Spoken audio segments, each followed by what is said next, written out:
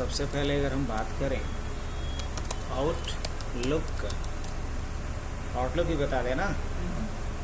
सबसे पहले अगर हम बात करें आउटलुक का, तो आउटलुक है क्या? आउटलुक से रिलेटेड फर्स्ट क्वेश्चन क्या बनता है?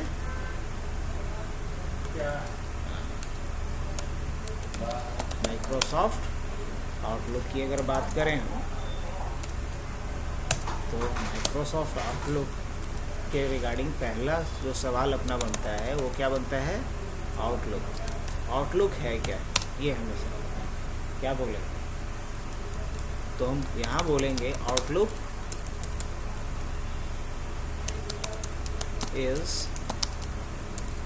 is an application of MS Office,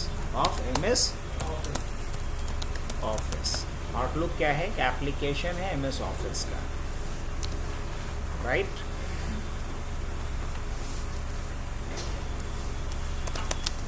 That is used for online mailing as well as offline mailing services, जो बेसिकली यूज़ होता है ऑनलाइन और ऑफलाइन मेलिंग के लिए।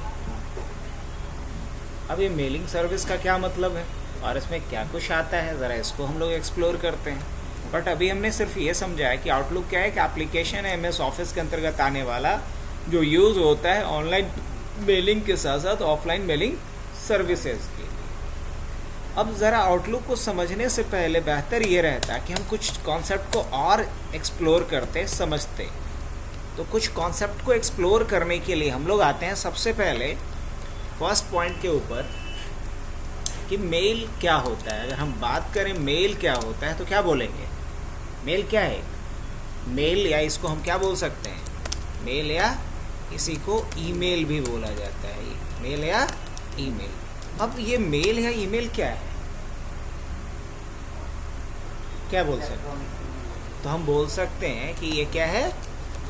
Electronic mail. इलेक्ट्रॉनिक मेल को हम क्या बोलते हैं? ईमेल या मेल बोलते हैं। अब इलेक्ट्रॉनिक मेल या ईमेल क्या है कि इलेक्ट्रॉनिक चिट्ठी है। जैसे हम लोग पहले क्या लिखते थे? किसी को चिट्ठी लिखते थे, चिट्ठी में बहुत सारी बातें होती थी, उसके साथ कुछ लिफाफे में और हम डाल के भी भेजते थे अगर किसी को भेजना हो तो। अब रक्षाबंधन के टाइम में है तो भाई राखी भी उसमें डाल के भेज दिया गया। हाँ, मैसेज तो है ही लिखा हुआ। तो वो जो हम लोग लिफाफा भेजते थे, वो लिफाफा क्या था? वो किसका एग्जाम्पल था? पोस्टल मेल का। और ये जो है आज के डेट में हम लोग यूज़ कर रहे हैं, जो डिजिटल लिफाफा भेज रहे हैं, इसी को क्या बोलेंगे? ईमेल या इलेक्ट्रॉनिक मेल बोलेंगे। तो ईमेल क्या है? Is a document. ईमेल क्या है? डॉक्यूमेंट है। Electronic mail is a document that allow to send message along with attachment to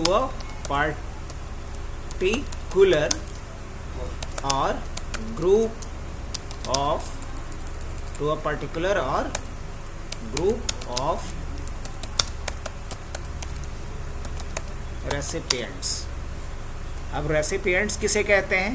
तो जिसे कि हम मेल भेजते हैं, जिसे चिट्ठी भेजते हैं, जो रिसीव करता है हमारे चिट्ठी को, है ना, हमारे ईमेल्स को, उसे क्या बोलेंगे? रेसिपिएंट्स। इसके साथ आप इंटरेक्ट करते हैं, कम्युनिकेट करते हैं। तो हमने क्या लिखा है कि इलेक्ट्रॉनिक मेल एक डॉक्यूमेंट होता है जो हमें अलाउ करता है मैसेज को सेंड करने के लिए with attachment to a particular or a group of recipients, जो किसी पर्टिकुलर रेसिपिएंट्स या ग्रुप ऑफ रेसिपिएंट्स को मेल भेजने के लिए हमें फैसिलिटेट करता है, मतलब हमें फैसिलिटी देता है। तो क्या बोलेंगे उसे? ईमेल। तो ईमेल क्या होता है समझ में आ गया। अच्छा, अब एक बात है कि जब हम चिट्ठी भेजते थे, पोस्टल मेल की बात होती थी, तो उस पोस्टल मेल को रेगुलेट करने के लिए कोई बॉडी था क्या? कोई संस्था था या है? जो हम लोग पोस्टल सर्विस यूज़ करते हैं तो उसके लिए कोई एक ऑपरेटर है कोई अथॉरिटी है तो है ना, डाक विभाग बोल सकते हैं एक लाइन में।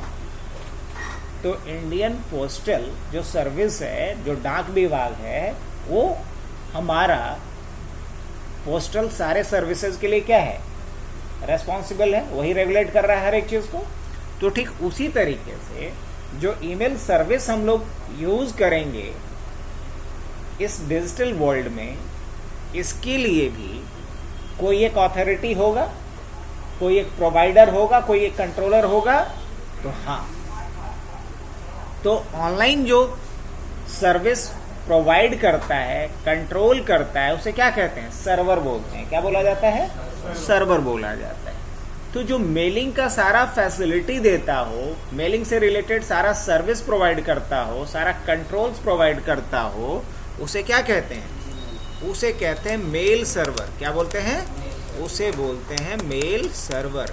जो मेलिंग का सारा फैसिलिटी देता हो, जो सारा कंट्रोल्स प्रोवाइड करता हो, उसे क्या कहेंगे, मेल सर्वर। अब ये मेल सर्वर क्या होता है, तो क्या बोलेंगे, a server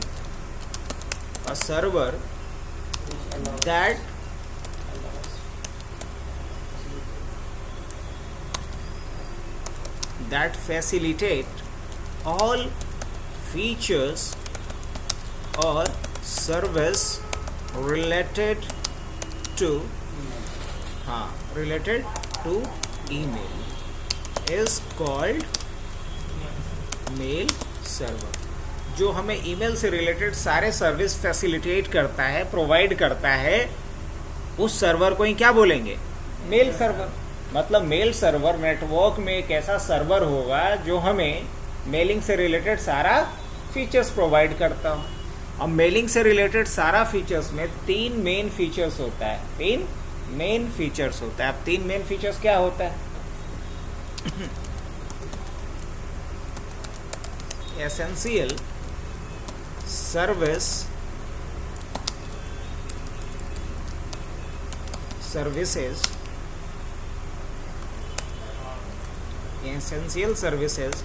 required for mailing is।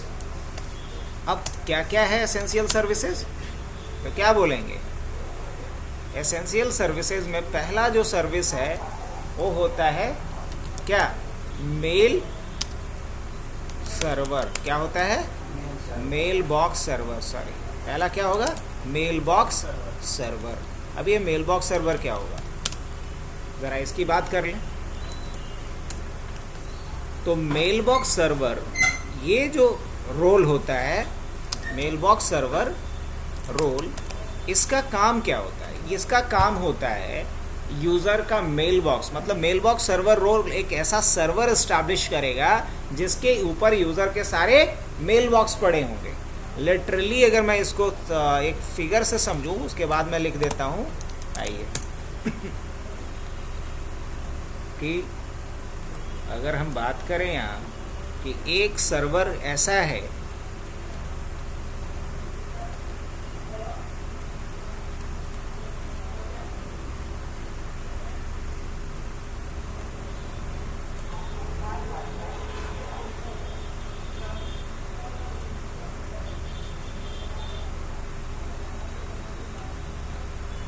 मान लीजिए एक सर्वर ये रहा, एक सर्वर ये रहा और एक सर्वर ये रहा। अब इस सर्वर के पास क्या होगा, एक डेटाबेस बना होगा। क्या बना होगा, एक डेटाबेस बना होगा। क्या बना होगा, एक डेटाबेस बना होगा।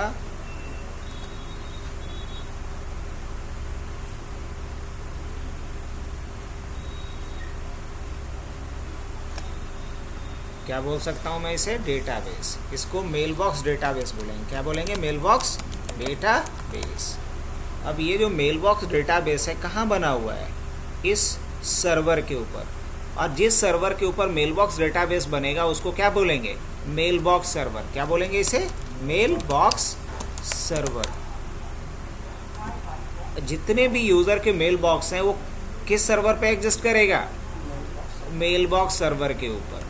तो मेल बॉक्स सर्वर एक ऐसा नेटवर्क का सर्वर है जिस सर्वर के ऊपर यूजर्स के मेल बॉक्सेज एग्जिस्ट करेंगे, और जहां इस यूजर का मेल बॉक्स एग्जिस्ट करेगा उस डेटाबेस को मेल बॉक्स डेटाबेस कहेंगे। तो मेल सर्वर जिम्मेदार दो काम के लिए है, यूजर का मेल बॉक्सेज होस्ट करने के लिए। यूजर का जो मेल बॉक्स होगा, मान लीजिए कि एक यूजर है जिसका नाम है टॉम। क्या नाम है? एक यूजर है जिसका नाम है टॉम। तो टॉम का जो मेल बॉक्स होगा वो कहाँ एग्जिस्ट करेगा? तो बोलेंगे कि टॉम का जो मेल बॉक्स है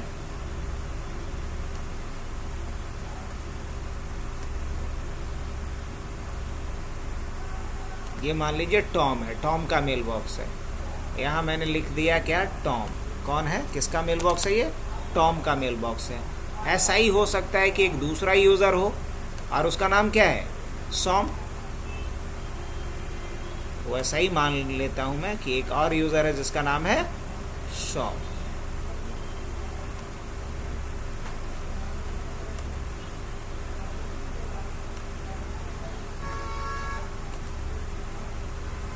क्या नाम है इस यूजर का? सॉम। तो इस तरीके से टॉम हो या सॉम हो, उन सारे यूजर का मेल बॉक्स कहाँ पड़ा होगा? मेल बॉक्स सर्वर पे। मेल बॉक्स सर्वर में कहाँ? तो मेल बॉक्स डेटाबेस के अंदर। अब रही बात कि इसके लिए मेल सर्वर के पास एक रोल है जिस रोल का नाम है मेल बॉक्स सर्वर रोल। अब मेल बॉक्स सर्वर रोल जिस सर्वर सिस्टम पे इंस्टॉल और कॉन्फ़िगर्ड होगा, वर्किंग होगा, फंक्शनल होगा, उसे कहेंगे मेल बॉक्स सर्वर। अब मेल बॉक्स सर्वर का दो काम है। पहला काम है यूज़र को फैसिलिटेट करना कि यूज़र अपना मेल बॉक्स क्रिएट कर सके, यूज़र के मेल बॉक्सेस को कंटेन करना, होस्ट करना, मैनेज करना। ये जिम्मेदारी किसकी है? मेल बॉक्स की, मेल बॉक्स सर्वर की। इसके अलावा मेल बॉक्स सर्वर यूज़र को एक एड्रेस प्रोवाइड करता है। जैसे आप जीमेल पे अकाउंट बनाते हैं, मान लीजिए कि नाम है आपका शहनवाज, तो आपका ईमेल आईडी क्या हो सकता है? मैट भी sahnawaz@gmail.com। तो sahnawaz@gmail.com को क्या बोलेंगे? SMTP address. क्या बोलेंगे? SMTP address. तो यूजर को ये जो SMTP एड्रेस प्रोवाइड कर रहा है, इसके लिए रिस्पॉन्सिबल कौन है? Mail box. तो इसका दो जिम्मेदारी, दो वाइटल रोल को प्ले कर रहा है। क्या क्या? यूजर के मेल बॉक्सेस को भी होस्ट कर रहा है और यूजर को क्या कर रहा है? साथ में SMTP एड्रेस भी प्रोवाइड कर रहा है। चलिए, यूजर को मान लीजिए कि मेल बॉक्स मिल गया और यूजर मान लीजिए यहां बैठा हुआ है। सपोज यूजर यहां बैठा हुआ है और ये रहा यूजर का लैपटॉप। एज्यूम कर लेता हूं कि ये यूजर का लैपटॉप है और यूजर अपने लैपटॉप से काम करना चाहता है कुछ भी।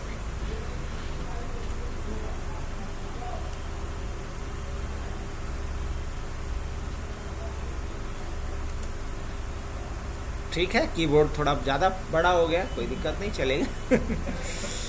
अब देखो, यहाँ एक यूज़र अगर लॉगिन करता है और अगर अपने इनबॉक्स को, सपोज यहाँ एक यूज़र है जिसका नाम है टॉम, यहाँ एक यूज़र है टॉम, और टॉम अपना मेल बॉक्स एक्सेस करना चाहता है यहाँ से, तो क्या कर पाएगा? तो टॉम अगर अपना मेल बॉक्स एक्सेस करना चाहेगा तो इसका रिक्वेस्ट पहले कहाँ जाएगा? पहले इसका ऑथेंटिकेशन होना चाहिए, और ऑथेंटिकेशन से भी पहले एक इसको यूआई मिलना चाहिए। क्या मिलना चाहिए? एक यूआई मिलना चाहिए। क्या मिलना चाहिए? एक यूज़र इंटरफेस मिलना चाहिए जहाँ की अपना ये क्या डाल सके? अपना क्रेडेंशियल डाल सके। अब ये बंदा अपना कैसे मेल बॉक्स को एक्सेस करेगा? तो मेल बॉक्स को तब एक्सेस कर पाएगा ये बंदा जब इसके पास क्या होगा? इसके पास इससे पहले यूज़र नेम पूछा जाए। क्या पूछा जाए? यूज़र नेम पूछा जाए। फिर क्या? इससे इसका पासवर्ड पूछा जाए। उसके बाद पासवर्ड पूछा जाए। उसके बाद एक इसको यहाँ पे ओके या लॉगिन का बटन दिया हुआ रहेगा। क्या दिया हुआ रहेगा? ओके या लॉगिन का यहाँ बटन दिया हुआ भी है। चलिए, ये मान लेते हैं। अब यहाँ इससे क्या पूछ रहा है? मान लीजिए यूज़र नेम या यूज़र, ऐसा लिख दूं मैं समझाने के लिए। और यहाँ मान लो क्या लिखा हुआ आ रहा है? यूज़र लिखा हुआ आ रहा है। All right. और यहाँ क्या लिखा हुआ रहेगा? अब इससे पूछेगा पासवर्ड। और यहाँ क्या है? यहाँ लिखा हुआ है लॉगिन। क्या लिखा हुआ है? LOGIN, login. अब ऐसा कोई इंटरफेस चाहिए ना यूज़र को कि नहीं चाहिए, सोच के बताइए। यूज़र जब तक अपना क्रेडेंशियल पास नहीं करेगा, यूज़र को अपना इनबॉक्स मिलेगा नहीं मिलेगा। तो ये जो इसको इंटरफेस मिला, इसको हम यूआई बोलेंगे या यूज़र इंटरफेस बोलेंगे। और यहाँ यूज़र अपना क्या डालेगा, अपना यूज़र आईडी डाल दिया। जैसे कि यूज़र आईडी मान लीजिए इसका tom@hubnet.net है। सपोज मान लेते हैं कि इसका यूज़र आईडी क्या है, tom@hubnet.net है। अब हो सकता है कि फॉर्म थोड़ा छोटा हो गया है ना। उसी तरीके से इसने अपना यहाँ पे कोई पासवर्ड डाल दिया, हालांकि पासवर्ड वो विजिबल नहीं होना चाहिए। मान के चलिए कि इसने अपना ये पासवर्ड भी डाल दिया यहाँ पे, और उसके बाद जैसे ही लॉगिन करेगा तो इसका डेटा कहाँ जाएगा, इसका पहले ऑथेंटिकेशन होना चाहिए। तो यूज़र ऑथेंटिकेशन का जो प्रोसेस करता है उसे कहते हैं क्लाइंट एक्सेस सर्वर। क्या बोलते हैं, client access server. Client access server, client access server responsible होता है एक्चुअली किसके लिए, तो एक्चुअल में रेस्पॉन्सिबल होता है दो काम के लिए। यूज़र को एक इंटरफेस प्रोवाइड करता है, पहला काम क्या करता है, ये इंटरफेस प्रोवाइड करता है, provide interface to the user. और सेकंड काम क्या करता है, ये user authentication. User authentication, user का ऑथेंटिकेशन करवाना। ये दो इम्पॉर्टेंट रोल कौन प्ले करेगा, ये दो इम्पॉर्टेंट रोल जो प्ले करेगा उसको बोलेंगे क्लाइंट एक्सेस सर्वर। तो इसने अगर जैसे ही अपना क्रेडेंशियल डाला, लॉगिन पे क्लिक किया, तो ये किसके पास पहुंचा है, इसके पास। और यूज़र का मेल बॉक्स कहाँ पड़ा हुआ है, यहाँ। अब यहाँ से ये फॉरवर्ड किसको करेगा, ये क्लाइंट एक्सेस सर्वर एक पूल, एक ब्रिज की तरह काम करेगा, किसके साथ, मेल बॉक्स सर्वर के साथ। अब जैसे ही ये इसको एक्सेस मिल गया, इट मीन्स कि मान लीजिए कि किसने, टॉम को अपना क्या मिल गया, एक एक्सेस मिल गया अपने मेल बॉक्स का। टॉम अपना मेल बॉक्स यहाँ पे क्या कर चुका है, मान लीजिए ब्राउज़र यूज़ किया, टॉम ने क्या यूज़ किया, इंटरनेट ब्राउज़र यूज़ किया, और टॉम को अपना मेल बॉक्स का एक्सेस मिल गया। और टॉम यहाँ पे अपना लॉगिन करके रखा है। मान लीजिए यहाँ पे टॉम क्या कर चुका है, लॉगिन कर चुका है।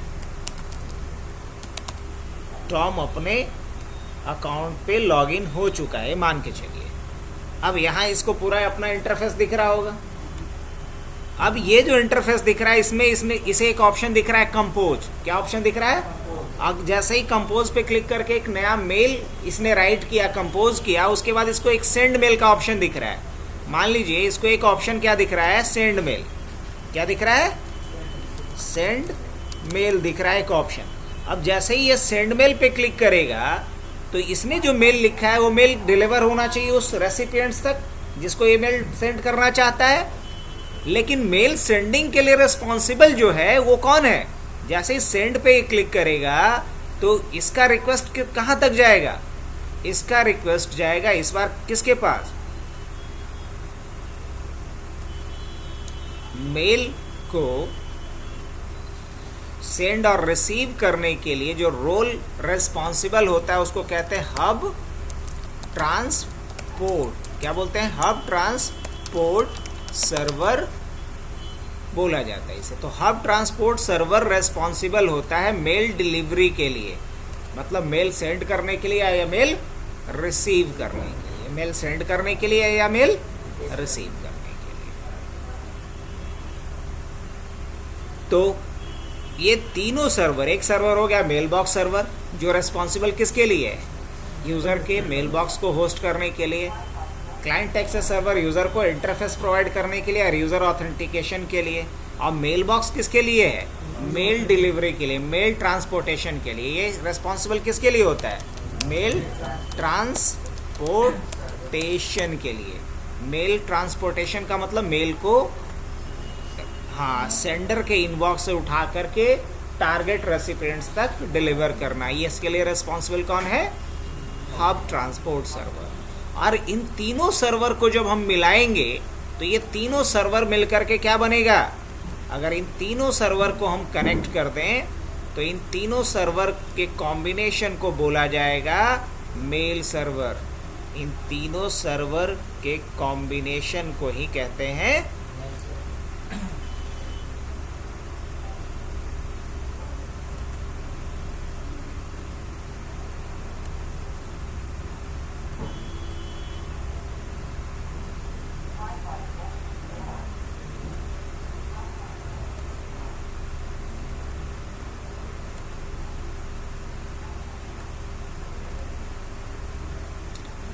इन तीनों सर्वर के कॉम्बिनेशन को क्या बोलेंगे, यहाँ पे लिख दें, मेल सर्वर। इसे हम बोलेंगे मेल सर्वर।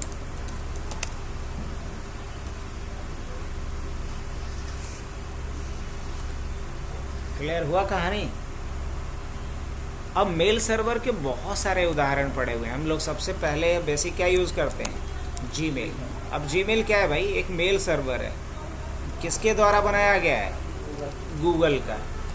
गूगल का एक मेल सर्वर है। इवन कि हम लोग आउटलुक यूज़ करते हैं, क्या है, वो भी एक मेल सर्वर है। किसका है, माइक्रोसॉफ्ट का। किसका है वो, माइक्रोसॉफ्ट का। रेडिट मेल, याहू, ये क्या है, ये सब अलग अलग वेंडर के द्वारा बनाया गया है, अलग अलग क्या है, मेल सर्वर, जो हमें मेलिंग का सारा फीचर्स प्रोवाइड करता है।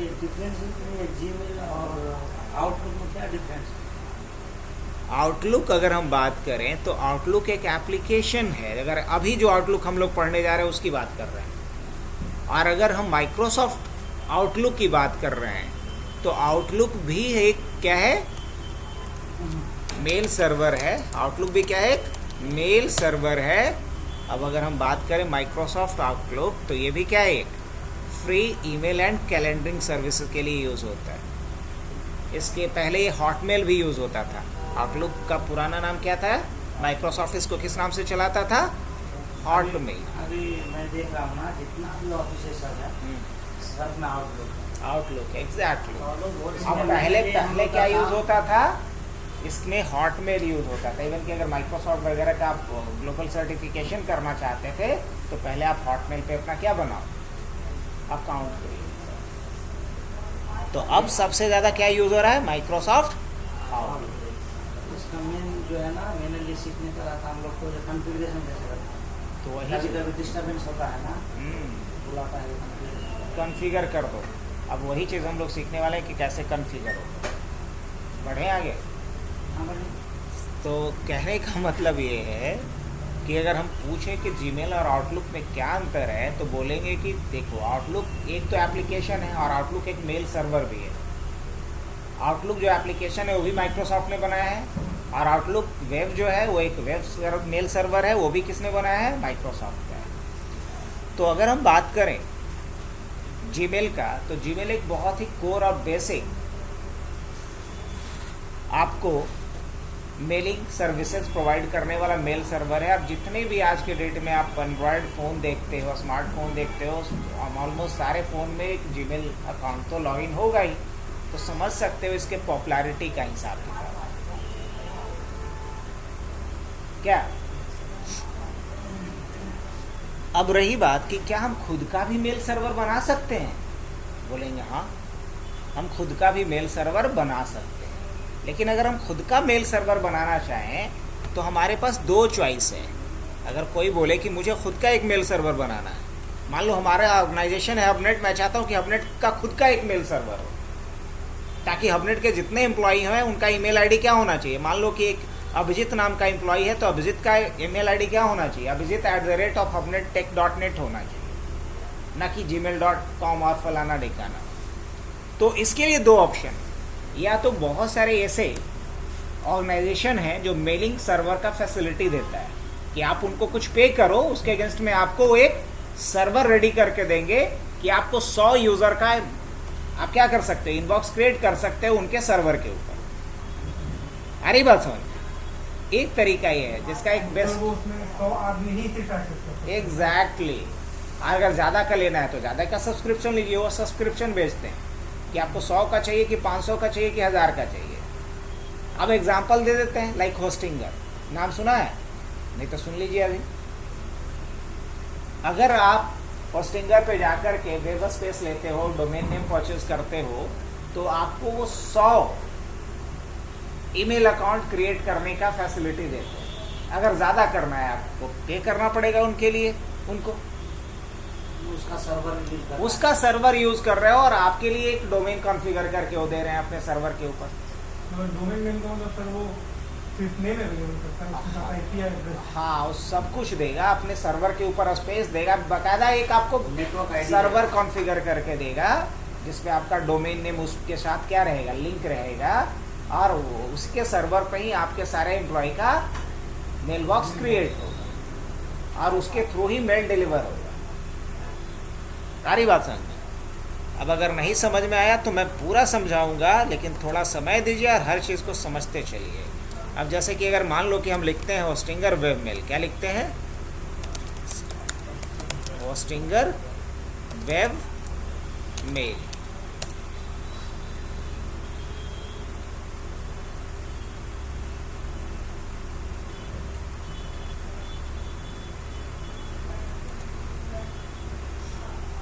अब यहाँ पे आ गया।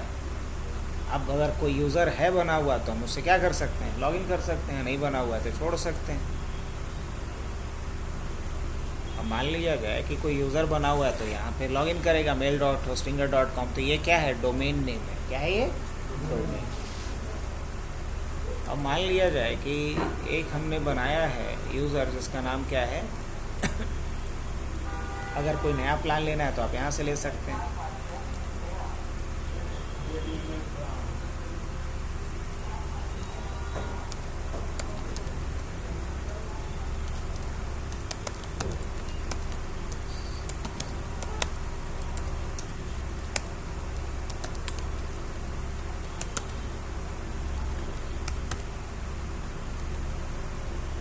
शायद पासवर्ड नहीं याद होगा तो अभी लॉगिन नहीं कर पाएंगे, एरर आ सकता है, कोई बड़ी बात नहीं है।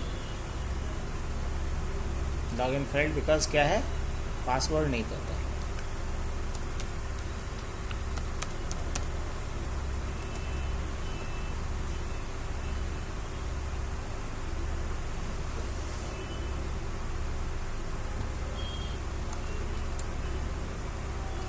सर इसको भी लॉगिन करने के लिए यूजर में वो पासवर्ड मांगना है ना, ये भी एक तरीके का इंटरफेसिंग वर्क है। एग्जैक्टली ये यूआई है। हाँ हाँ बिल्कुल, इसका भी सर्वर होगा सर। बिल्कुल।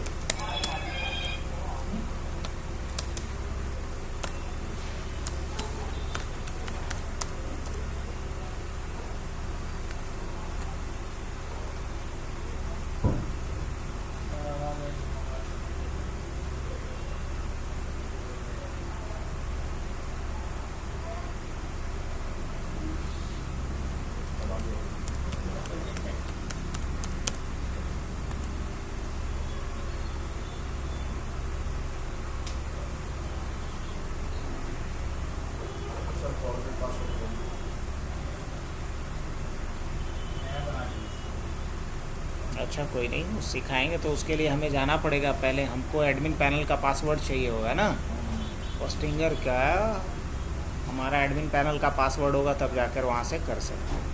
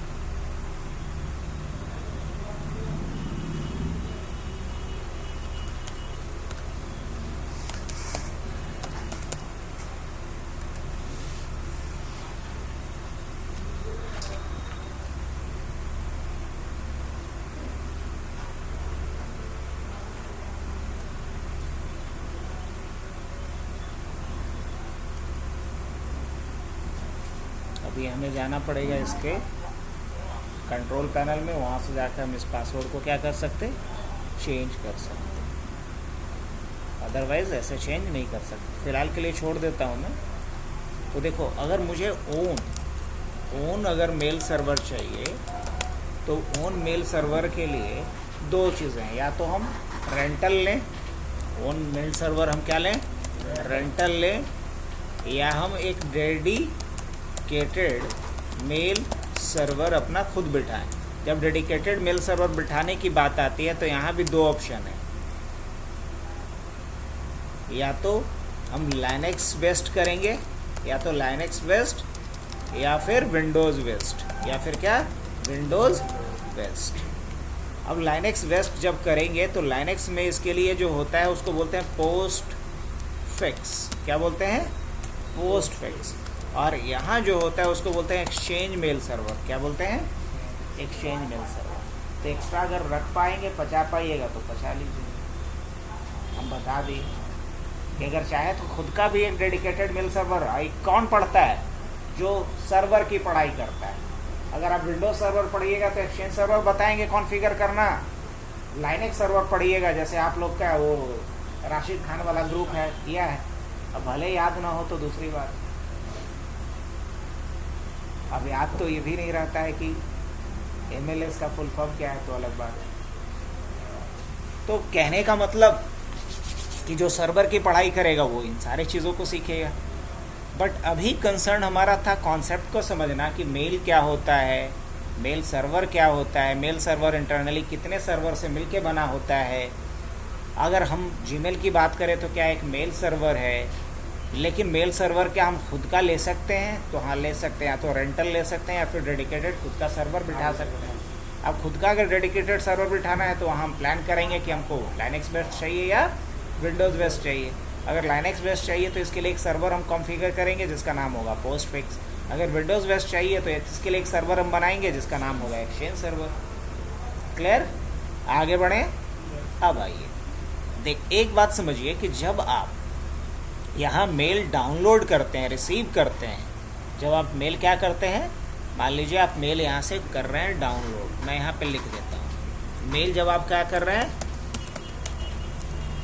रिसीव कर रहे हैं, तो जब मेल रिसीव कर रहे हैं तो इसके लिए जो प्रोटोकॉल यूज़ होता है उसको बोलते हैं क्या पता, मेल रिसीव के लिए जो प्रोटोकॉल होता है उसको बोलते हैं इनकमिंग मेल प्रोटोकॉल। क्या बोलते हैं, इनकमिंग मेल प्रोटोकॉल। और इनकमिंग मेल प्रोटोकॉल दो होता है, पॉप और आई मैप, याद रखना है। इनकमिंग मेल प्रोटोकॉल कितना होता है, दो होता है, पॉप या आई मैप। ये मेल रिसीव जब करते हैं तो, और जब आप मेल सेंड करते हैं, जब मेल आप क्या करते हैं, सेंड करते हैं, आप रिसीव नहीं कर रहे हैं, सेंड कर रहे हैं, तो सेंड करने के लिए जो प्रोटोकॉल यूज़ होता है उसको बोलते हैं SMTP। क्या बोलते हैं उसको, SMTP। मेल रिसीव करने के लिए जो प्रोटोकॉल यूज़ होता है वो क्या है, पॉप या आई मैप। अब मेल भेजने के लिए जो प्रोटोकॉल यूज़ होता है वो क्या है, SMTP, सेंड करने के लिए। अगर टॉम मेल अपना रिसीव कर रहा है, डाउनलोड कर रहा है, तो कौन सा प्रोटोकॉल यूज़ कर रहा होगा वो, पॉप और आई मैप। लेकिन जब मेल सेंड कर रहा है तो कौन सा प्रोटोकॉल यूज़ कर रहा है वो, SMTP। ये भी क्लियर है। तो जब हम ये टॉम की बात करें तो टॉम जब भी मेल एक्सेस कर रहा है, टॉम क्या कर रहा है, मान लीजिए टॉम बोला जाए कि टॉम अपना मेल बॉक्स एक्सेस करना चाह रहा है, टॉम अपना मेल बॉक्स क्या कर रहा है, एक्सेस कर रहा है, तो टॉम को इसके लिए दो चॉइस है, टॉम को इसके लिए दो चॉइस है। पहला चॉइस नंबर 1 कि टॉम अपना मेल बॉक्स एक्सेस कर सकता है विद द हेल्प ऑफ ओवा, विद द हेल्प ऑफ ओवा। ओवा बोले तो इंटरनेट ब्राउज़र, इंटरनेट एक्सप्लोरर के थ्रू जब कोई यूज़र अपने मेल बॉक्स को एक्सेस करता है तो इसको बोलते हैं ओवा क्लाइंट। क्या बोलते हैं इसे, ओवा क्लाइंट। आउटलुक वेब एक्सेस, ओवा को क्या बोलते हैं, Outlook web access, Outlook web access. और सेकंड जो चॉइस है वो क्या है, आउटलुक। सेकंड क्या है, आउटलुक। अब ये जो आउटलुक हम लोग यूज़ कर रहे हैं इसको हम बोल सकते हैं माइक्रोसॉफ्ट आउटलुक। क्या बोल सकते हैं, माइक्रोसॉफ्ट आउटलुक।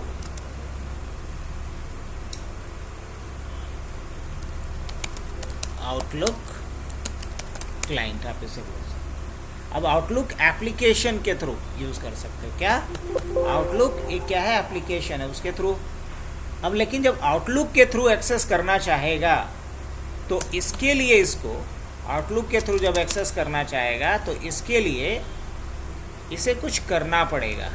अब इसके लिए इसे क्या करना पड़ेगा भाई? तो इसके लिए इसे आउटलुक प्रोफाइल बनाना पड़ेगा। क्या बनाना पड़ेगा? सबसे पहले प्रोफाइल बनाना पड़ेगा। और जब ये प्रोफाइल बनाने जाएगा तो वहाँ भी इसके पास दो चॉइस है, या तो पॉप या तो आईमैप, या तो पॉप या तो आईमैप। तो हमें आउटलुक कॉन्फ़िगरेशन में सबसे पहले चीज़ सीखनी होती है क्या? कि कैसे हम पॉप या आईमैप प्रोफाइल बनाते हैं। कैसे पॉप या आईमैप प्रोफाइल बनाते हैं। अब ज़रा हम इन सारे फिगर्स के बाहर आते हैं और हम लोग ये समझ चुके कि क्या होता है ये मेल बॉक्स सर्वर रोल। भी क्लियर है ना? सब चीज़ समझा चुके हैं। मेल बॉक्स सर्वर रोल और दूसरा क्या होता है? Client access server role. और तीसरा क्या बताया हमने?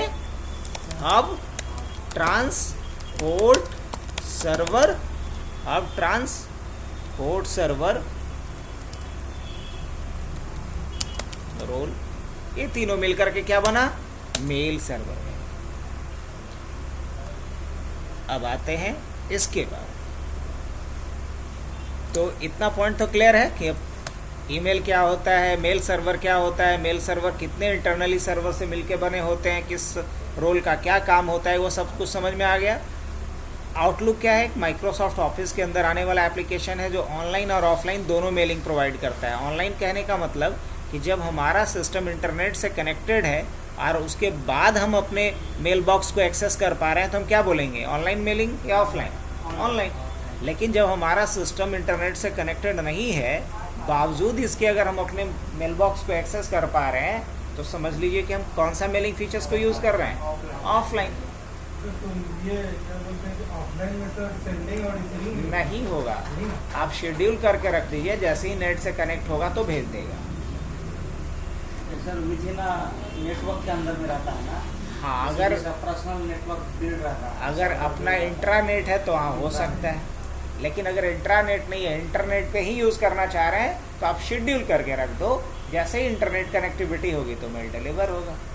और जब तक इंटरनेट कनेक्टिविटी नहीं है तो आप इंट्रानेट में मेल डिलीवर कर सकते हैं। और साथ ही साथ मेलिंग के जो बाकी फीचर्स हैं उसे आप यूज़ कर सकते हैं, जैसे मेल को पढ़ना, मेल को प्रिंट करना, अपॉइंटमेंट फिक्स करना, मीटिंग फिक्स करना, ये सब चीज़ें आप कर सकते हैं। अब कैसे करते हैं ज़रा उन्हीं सारी चीज़ों को देखते हैं। तो आउटलुक के बहुत सारे एडवांस फीचर्स हैं, जैसे कि अगर आपने किसी गलत रेसिपिएंट्स को मेल भेज दी, आप चाहते हो कि वो अभी मेल रीड नहीं किया तो उसके इनबॉक्स से मेल को रिकॉल कर लें। उसके इनबॉक्स में जैसे मान लीजिए कि हमारा एक जो क्लाइंट था जिसका नाम था राजीव मान सिंह, हमने भेज दिया राजीव मन सिंह, एक अंतर हो गया, स्पेलिंग मिस्टेक। अब वो गलत रेसिपिएंट्स को मेल चला गया है तो हम क्या चाहेंगे कि उसके इनबॉक्स से उस मेल को हम रिकवर कर लें, ताकि गलत बंदा हमारे मेल को ना पढ़े। कहीं ना कहीं हमारा वहाँ सिक्योरिटी कंप्रोमाइज़ हो रहा है। तो क्या ऐसा कर सकते हैं? हाँ, आउटलुक के थ्रू कर सकते हैं। मान लीजिए कि शाहनवाज अभी छुट्टी पे हैं और इनके अगेंस्ट में क्या नाम है इनका, शद्दाब, मेल भेज रहे हैं, लेकिन सामने वाले को पता लगना चाहिए कि मेल किसने भेजा है, शाहनवाज ने नहीं भेजा है, शद्दाब ने नहीं भेजा है। तो क्या ऐसा हम कर सकते हैं? आप कर सकते हैं। किसके मदद से?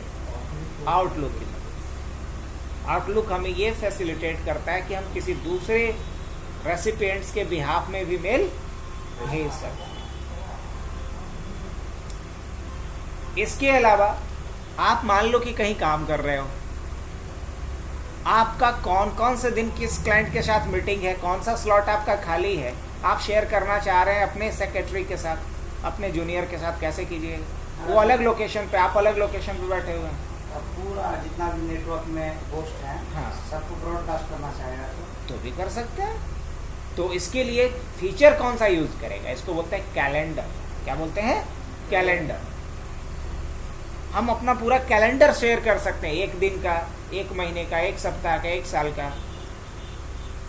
आउटलुक में सर और एक फीचर देते हैं ना, जैसे फेसबुक में होता है ना, तो कुछ पोस्ट करना है, अब जैसे एडमिन हो, सबको इन्फॉर्म करना है, खाना डेट को, ऐसा पूरा पिक्चर के साथ आ जाता है। हाँ बिल्कुल, वो आउटलुक का ही नहीं है, बेसिकली पोस्ट हो गया, इनफैक्ट पब्लिक फोल्डर हो गया, ये सब मेल सर्वर के ही फीचर्स हैं। ये सब कैसे एक्सेस करते हैं, ब्रॉडकास्ट आईडी से या फिर? अपने देखो, इसके लिए क्या होता है कि एक हम लोग बनाएंगे ग्रुप आईडी। क्या बनाएंगे?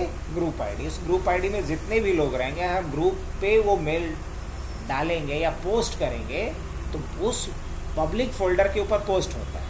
अब पब्लिक फोल्डर के ऊपर जब पोस्ट करेंगे हम, तो उस पब्लिक फोल्डर सबके लिए बाय डिफ़ॉल्ट विजिबल रहता है, एक ऑर्गेनाइजेशन के अंदर जितने रेसिपिएंट्स हैं। और अगर हम चाहते हैं कि उसमें से भी किसी खास को रिस्ट्रिक्ट करना, तो हम कर सकते हैं।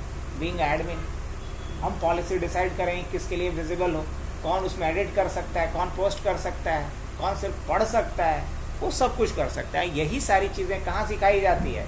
जब हम मेल सर्वर नहीं, आउटलुक नहीं, जब हम मेल सर्वर पढ़ते हैं तो वहाँ पूरा कॉन्फ़िगरेशन समझाया जाता है कि मेल कैसे डिलीवर होता है, कौन कौन से उस पर पॉलिसीज़ लगता है, SMTP एड्रेस ऐसे ही क्यों बनता है, वो सारा चीज़। नेटवर्क में ब्रॉडकास्ट आईडी जो होता है ना, ब्रॉडकास्ट आईपी, वो सब किसके पास रहता है? एडमिन के पास? एडमिन के पास रहेगा। और किसके पास? वो 2 आईपी यूज करते हैं क्या? एक पर्सनल और एक ब्रॉडकास्ट वाला। जो ब्रॉडकास्ट करना हो उसको ब्रॉडकास्ट आईपी यूज करना है। एग्जैक्टली। अब ब्रॉडकास्ट आईपी यूज़ नहीं करते हैं, उनके पास एक आईडी होता है, ब्रॉडकास्टिंग के लिए आईडी है। उसको आप ऐसे समझ सकते हो आसान भाषा में कि एक ग्रुप बना हुआ है और उस ग्रुप में सारे रेसिपिएंट्स ऐड हैं। उस ग्रुप पे जब भी कोई मेल डालेंगे तो वो मेल सभी को डिलीवर होगा। अब मान लो सेल्स का एक ग्रुप बना हुआ है, कोई भी सिस्टम से, चलो ना हम करके दिखा देते हैं अभी, सारा कन्फ्यूजन। आप यही चाहते हो, मान लो कि आप सेल्स एडमिन हो, आप सेल्स के हेड हो, सेल्स डिपार्टमेंट में जितने भी बंदे हैं एक पर्टिकुलर जोन का, हम चाहते हैं सबको मेल डिलीवर हो, यही ना? या हमने कोई पोस्ट डाला तो सेल्स वाले टीम के जितने भी लोग हैं सबको दिख जाए, यही ना चाहते हैं? बिल्कुल कर सकते। इन्हीं सारे चीज़ों के लिए तो हम लोग आउटलुक को भी यूज़ करेंगे, क्योंकि आउटलुक में इन सारे फीचर्स को इम्प्लीमेंट करने के लिए बहुत ही ईजी इंटरफेस दिया है। हमारा कब किस क्लाइंट के साथ मीटिंग है, हम उसको मीटिंग के लिए एक मेल डाल देंगे, उसको 10 मिनट पहले ही से रिमाइंडर आना शुरू हो जाएगा। वो नहीं, वो मेल खोल कर रखा है तो भी उसको दिखने लगेगा, तो नहीं खुला हो ठीक, उसके डेस्कटॉप पे वो नोटिफाई करेगा। तो ये सारा अमेजिंग फीचर्स आपको किसके थ्रू मिल जाता है? आउटलुक के थ्रू मिल जाता है।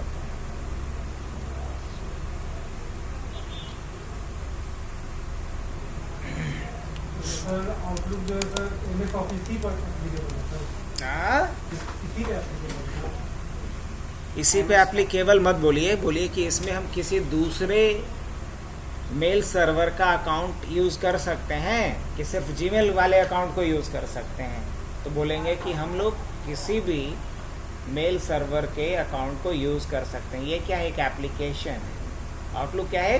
एप्लीकेशन जो आपको फैसिलिटी दे रहा है कि आप किसी भी अपने ईमेल अकाउंट को यूज़ करिए, और एक से अधिक ईमेल अकाउंट को भी एक साथ आप यूज़ कर सकते हैं एक outlook application.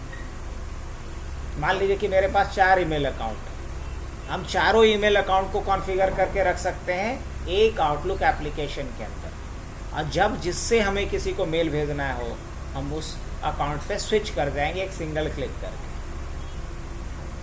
Outlook particular use कर सकते हैं, जैसे अकेले मैं यूज कर रहा हूँ मेरा सिस्टम में, नेटवर्क में नहीं है अकेले। हाँ बिल्कुल कर सकते हैं। लेकिन ज़्यादातर जो सब ऑफिस में यूज करता हूँ।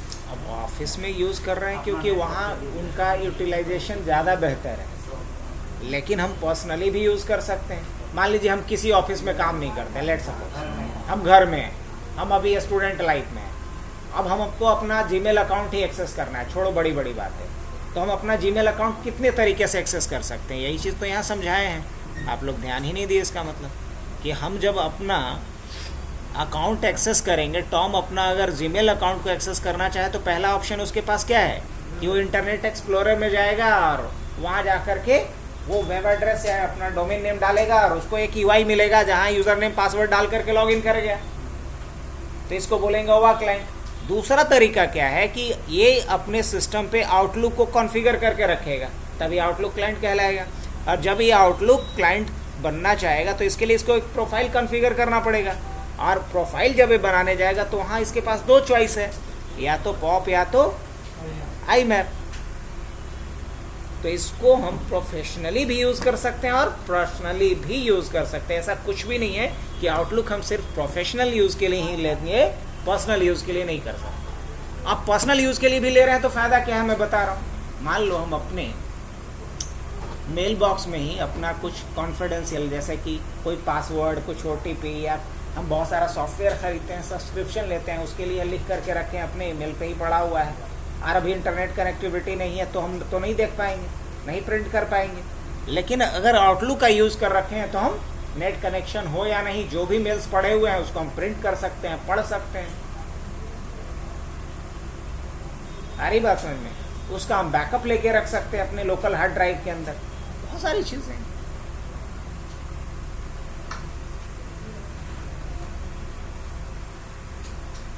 होपफुली यहाँ तक समझ में आया। तो नट सेल में आप ये समझ सकते हो कि आप जो आउटलुक पढ़ने जा रहे हैं, यूज़ करने जा रहे हैं, वो आपको आपके मेल अकाउंट को, आपके ईमेल अकाउंट को अपने एप्लीकेशन के अंदर लिंक करके मेलिंग से रिलेटेड सारे एडवांस फीचर्स आपको प्रोवाइड करेगा। आपको आसान सा एक UI, एक यूज़र इंटरफेस देगा, जिस यूज़र इंटरफेस में रह करके आप मेल को पढ़ पाएंगे, किसी को मेल भेज पाएंगे, और भी बहुत सारे जो ऑफिशियल टास्क होता है, लाइक मीटिंग शेड्यूल करना, अपॉइंटमेंट किसी के साथ फिक्स करना, कॉन्टैक्ट लिस्ट बनाना, टास्क असाइन करना अलग अलग ग्रुप को, ये सारा काम भी आप कर सकते हैं। किसकी मदद से? आउटलुक की मदद से। ये एडिशनल एडवांस फीचर्स के रूप में आप समझ लो, लेकिन बेसिक फीचर्स के रूप में क्या हुआ कि आप अपने अकाउंट को यूज़ कर सकते, एक्सेस कर सकते। बट कैसे, ज़रा इसी को देखें। तो आइए, यहाँ तक समझ में आ गया आप लोगों को? तो इसके लिए हमें क्या करना पड़ेगा? किसको यहाँ पे मैं बुलाऊं?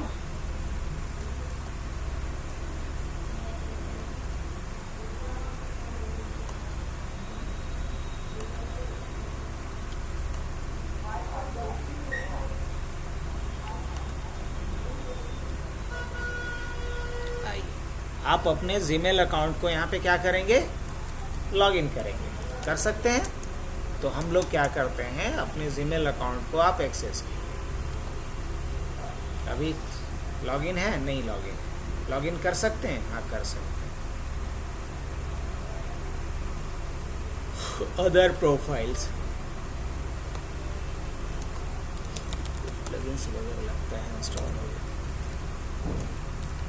mail.gmail.email.google.com।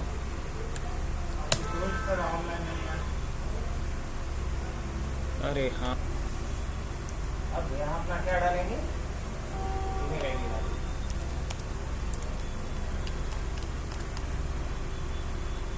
सर ये एकदम अलग है, कुछ समझ नहीं आता, थोड़ा सा कीबोर्ड अलग टाइप का है। अंडरस्कोर ना, नज़दीक कैमरा ठीक है।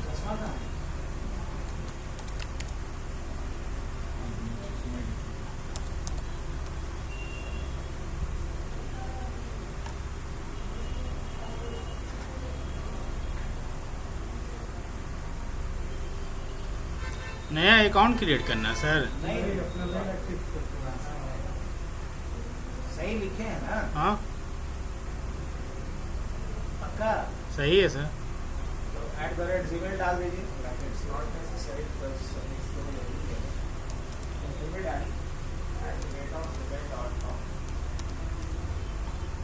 नेक्स्ट करते हैं। कुछ तो गड़बड़ किया है जनाब आपने? क्या नहीं सर, कुछ गड़बड़ नहीं। Not find your Google account. देखिए कुछ 82 कुछ इधर उधर नहीं, उनका ठीक है सर। Sanawaz_alam1983@gmail.com यही है? जी यही है।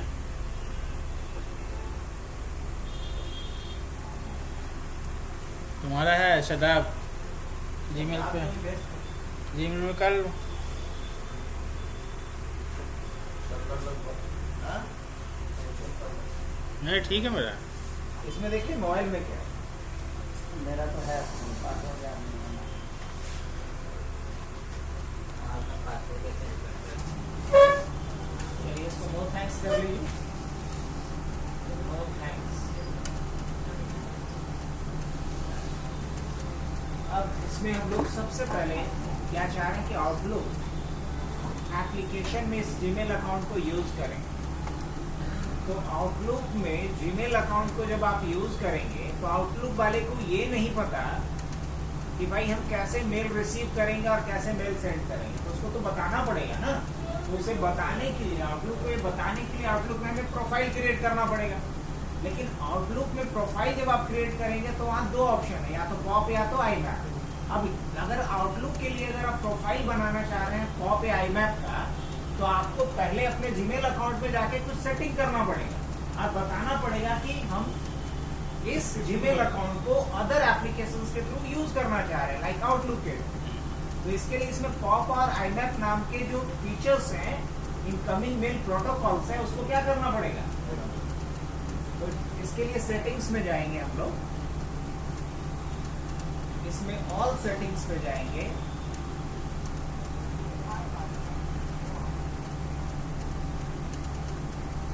क्लिक नहीं हुआ, वापस जाइए। All settings, see all settings, नहीं तो था सी ऑल सेटिंग्स। ये हाँ, इसमें आएंगे forwarding and POP oblique IMAP, forwarding and POP oblique IMAP. Click करूँ। हाँ, इसमें बाय डिफॉल्ट क्या है, बहुत बेहतर, पहले ही से इनेबल किया हुआ है। अगर नहीं रहता तो पॉप इज इनेबल्ड, जो ग्रीन में लिख करके आ रहा है वो नहीं आता। अगर आ रहा है इसका मतलब पॉप इनेबल्ड है। लेकिन फर्स्ट टाइम आप अगर इसको कॉन्फ़िगर करने जा रहे हो तो पॉप या और आईमैप दोनों में से कोई भी इनेबल्ड नहीं रहेगा। तो इनेबल चेक करके फाइनली नीचे स्क्रॉल कीजिए, तो स्क्रॉल कीजिए, यहाँ सेव चेंजेस का ऑप्शन आएगा, आप उस पर बस क्लिक कर देंगे। यहाँ तो करने की जरूरत ही नहीं है, बिकॉज ऑलरेडी इनेबल्ड है। ऊपर नहीं कैंसिल नहीं करना है। अब आना है यहाँ अपने जो प्रोफाइल पिक आपको दिख रहा है वहाँ जाइए, क्लिक कीजिए उसमें। हाँ, गूगल अकाउंट, इसमें जाएंगे मैनेज योर गूगल अकाउंट, उसमें जाएंगे मैनेज योर गूगल अकाउंट। और यहाँ जाकर के हमें दो काम करना पड़ेगा, एक तो टू स्टेप वेरिफिकेशन ऑन करना पड़ेगा और एक ऐप पासवर्ड जनरेट करना पड़ेगा। लेकिन मोस्ट ऑफ अकाउंट के साथ टू स्टेप वेरिफिकेशन इनेबल रहेगा। टू स्टेप वेरिफिकेशन का मतलब क्या होता है कि पहला वेरिफिकेशन तो आपका यूजर आईडी पासवर्ड से हो गया, दूसरे वेरिफिकेशन में आपके रजिस्टर्ड मोबाइल नंबर पे ओटीपी आएगा, ओटीपी के थ्रू आपका ऑथेंटिकेशन होगा, इसलिए इसको कहते हैं टू स्टेप वेरिफिकेशन।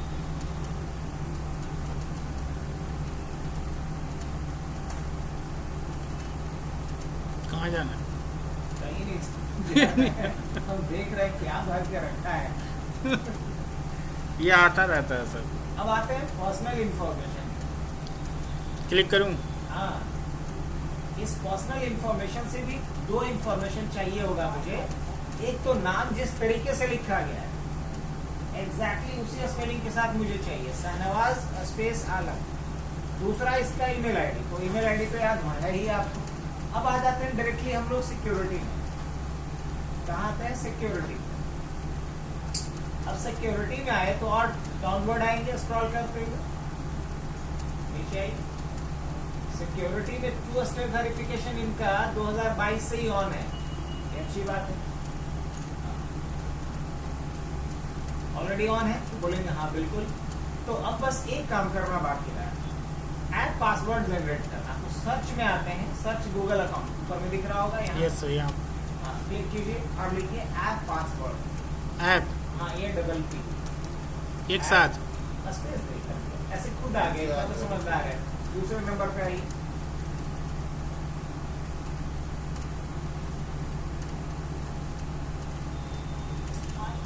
अब जाइए अपने मोबाइल में, फिर भेजा होगा 28, क्योंकि गूगल वाले को लग रहा है कि आप कुछ अनइथिकल ऑपरेशन कर रहे हैं, किसी थर्ड पार्टी एप्लीकेशन पे जा रहे हैं जीमेल अकाउंट को यूज कर। ऐप नेम, हाँ, ऐप नेम आउटलुक डाल देते हैं, मेल या शाहनवाज जो मर्जी डाल सकते हैं।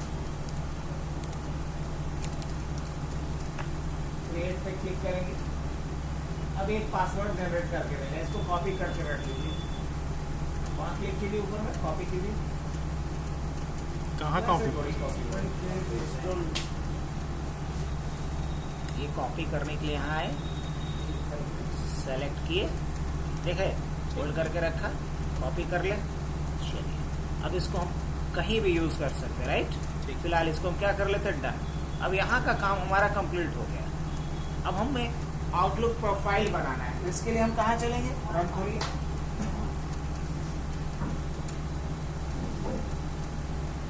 रन पे क्या लिखेंगे हम, आउटलुक लिखते हैं ना, लिखिए ना, आउटलुक ही लिखिएगा, लिखिए कंट्रोल, CONTROL, कंट्रोल, और एंटर करेंगे, कंट्रोल।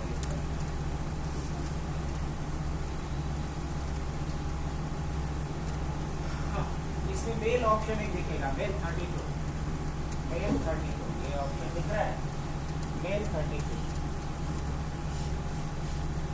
ये रहा मेल 32। क्लिक करूँ? हाँ हाँ, इसमें शो प्रोफाइल, शो प्रोफाइल। अब पहले से प्रोफाइल बना हुआ है, मेरे को नहीं रखना, तो हम क्या करेंगे, यहाँ से रिमूव कर देंगे। यस, अब मुझे प्रोफाइल बनाना है नया, तो क्या करेंगे, ऐड। अब प्रोफाइल का नाम पूछ रहा है, कुछ भी डाल सकते हैं, लेकिन इट मेक सेंस कि आप पॉप या आइकन डालिए। ओके कर लेंगे। अब यहाँ पूछ रहा है ईमेल अकाउंट, तो ऑटोमेटिक को नहीं चूज करेंगे, मैनुअली हम कॉन्फ़िगर करना चाह रहे हैं, तो क्या लिखेंगे, मैनुअली कॉन्फ़िगर सर्वर सेटिंग्स और एडिशनल सर्वर टाइप्स, और उसके बाद नेक्स्ट करेंगे। अब ये 3 चॉइस दे रहा है, आप टेक्स्ट मैसेजिंग के लिए कॉन्फ़िगर करना चाह रहे हैं, एक्सचेंज सर्वर हमने पढ़ाया था थ्योरी अभी जब बता रहे थे, तो एक्सचेंज के लिए कॉन्फ़िगर करना चाह रहे हैं, नहीं, हम किसके लिए करना चाह रहे हैं, इंटरनेट ईमेल्स के लिए। और यहाँ लिखा हुआ है कनेक्ट टू पॉप और IMAP server to send and receive email messages, correct. इस ऑप्शन को ही रखेंगे, नेक्स्ट करेंगे। अब मेरे से पूछ रहा है क्या, यूजर योर नेम डालिए, क्या डालेंगे यहाँ पे, शहनवाज, जैसे लिखा था गलत, शहनवाज का S कैपिटल था और आलम का A कैपिटल था, जैसा था एग्जैक्टली वैसे ही लिखना पड़ेगा।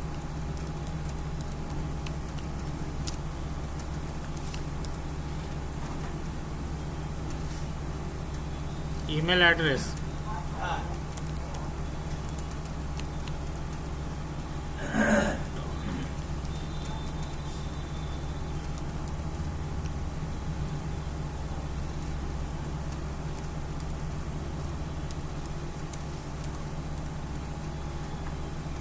अब अकाउंट टाइप POP3 रहने देंगे, अभी इनकमिंग मेल सर्वर पे आएंगे।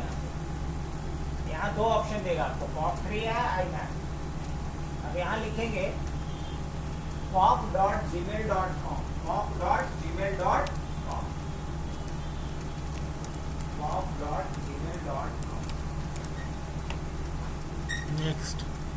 हाँ, यहाँ आएंगे आउटगोइंग मेल सर्वर पे। आउटगोइंग मेल सर्वर का एड्रेस होगा smtp.gmail.com। और हम लोगों को ये भी पता होना चाहिए क्या फुल फॉर्म होता है, कौन सा पोर्ट नंबर यूज होता है, नहीं, लाइक SMTP के लिए पोर्ट नंबर कितना यूज होता है, 25, कितना 25। पॉप के लिए कितना होता है, 110, लेकिन दोनों विदाउट सिक्योरिटी। विद सिक्योरिटी मतलब विद SSL, पॉप होगा 995 और SMTP होगा 465, 465। एक गलती और हो रही है, यहाँ पे @ लगाइए, यूजर नेम, हाँ यहाँ यूजर नेम लॉगिन इंफॉर्मेशन वाले पार्ट में, इसमें हाँ @gmail.com।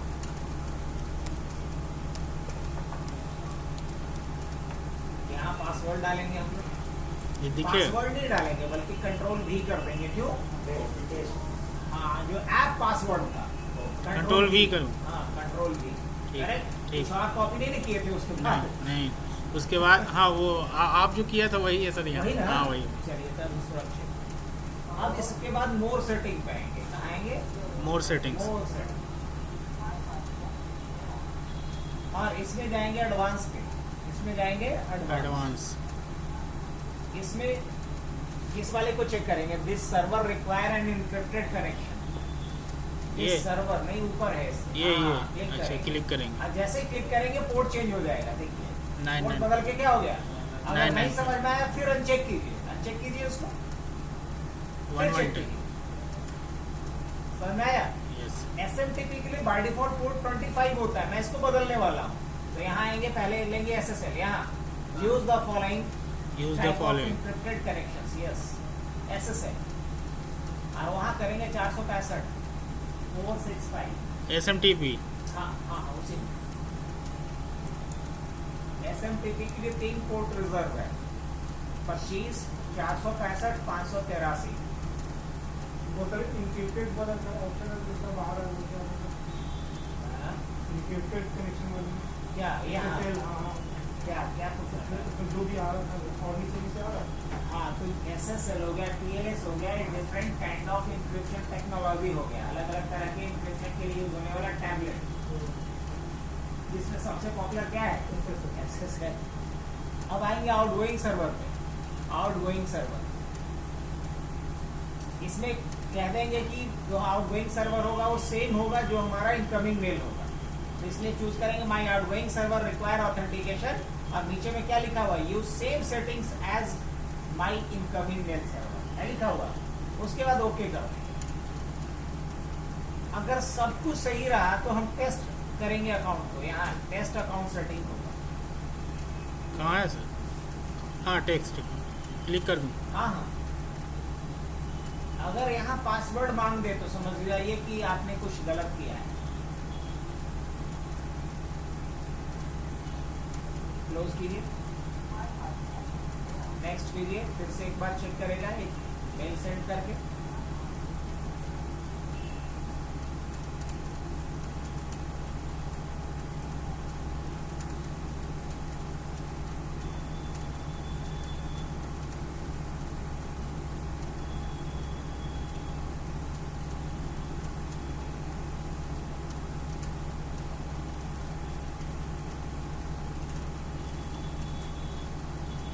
क्लोज करूँ। फिनिश, अप्लाई हो। ये भी आपको हमने प्रोफाइल जस्ट क्रिएट करना सिखाया, कैसे आप जीमेल अकाउंट के लिए पॉप एआई में प्रोफाइल बनाएं। अब आप अपने मेल बॉक्स को एक्सेस करना चाह रहे हैं आउटलुक एप्लीकेशन के थ्रू, तो रन खोलेंगे, रन पे लिखेंगे आउटलुक OUTLOOK। अब आपसे पूछेगा ये, अगर वहाँ 2 ऑप्शन रहता है जहाँ सेटिंग आपने किया था कि हमसे चॉइस पूछे या फिर डिफॉल्ट में प्रोफाइल यूज करना, तो हमसे अभी चॉइस पूछ रहा है किस प्रोफाइल को यूज करना है, तो बोलेंगे पॉप प्रोफाइल को, बस ओके कर देंगे। ओके करते ही हमारा जीमेल का जो मेल बॉक्स था जीमेल सर्वर के ऊपर बना हुआ, उसके साथ इस आउटलुक एप्लीकेशन की कनेक्टिविटी होगी, और वहाँ सर्वर से जितने भी मेल पड़े होंगे हमारे मेल बॉक्स में, वो हमारे इस आउटलुक एप्लीकेशन के अंदर क्या हो रहा है, डाउनलोड। अब ये टाइम भी लेगा थोड़ा, आप देख सकते हैं। अगर ये डाउनलोडिंग कभी शुरू ना हो तो सेंड एंड रिसीव का टैब बना होगा ऊपर, जाइए ये हाँ उस पे जाना है, क्लिक कीजिए, और इसमें send and receive all folders पे क्लिक कर देना है। ये सेंड पहले वाले पे, हाँ हाँ उस पे भी कर सकते हैं, सेंड ऑल या रिसीव ऑल या पहले वाले पे। अगर नहीं होता खुद से तब, अगर हो रहा है तो फिर क्या करेंगे, हाँ? इन लोग के लिए अब अलग पंगत लगाएंगे, 10 बार बोले तो लोग अलग खिचड़ी पका रहा है, तब ये आता है तुम लोग को, और ना आता है तो उधर क्या कर रहा है, 2-4 बार बोले, ये भी वहाँ पे बैठे हुए थे, हाँ तो हम छोड़ देते सब।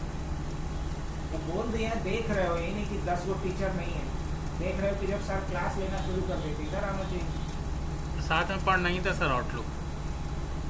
गलत लग रहा है, बहुत बड़ा होते हैं ना, चल रहा हूँ और बहुत हाई लेवल का क्यों नहीं पढ़ा है, अभी बोल देंगे ना कि बनाओ तो नहीं बनेगा, गारंटी है।